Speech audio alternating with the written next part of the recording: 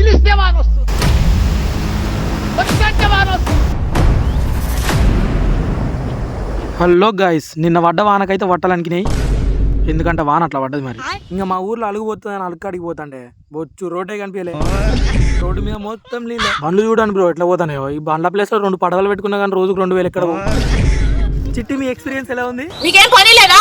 మీకేం పని లేకపోతే గార్డెన్ కాసుకోండి పోయి. మా ఊరు ప్రకృతి చాలా బాగుంటుంది బ్రో. ఎంత బాగుంటుంది అంటే మా ఊరు మాకే నచ్చదు. మొత్తానికి అలుక్కాడికి అయితే వచ్చేసినాం. అలుగెట్లా పోతుందో చూడండి.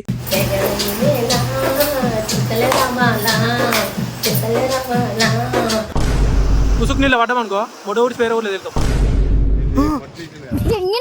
తిరిగి పడతారు. ఏమంత చేదాన్ని నా కొడుకు లెక్క కనిపిస్తానా? ఎటు పోతాను? నీళ్ళని ఆపనికి పోతాను ఎట్లా? మేము ఇంటికి వస్తాంటే ఒక తాత అయితే రోడ్డు దాటి బిడ్డ అంటే పెద్ద మనిషి చేసుకొని రోడ్డు దాటిస్తాను. నిజం చెప్పాలంటే మా ఇంకా 3 అమ్మాయిలు ఉన్నారు. ఇంకా వాళ్ళ ముంగట శోధంగాలని చెప్పి ఆ తాత చేయి పట్టుకున్నా. సో ఫైనల్లీ ఇంటికైతే వచ్చేసిన అండ్ అద్దం ముంగట కాసేపు శోధంగిన.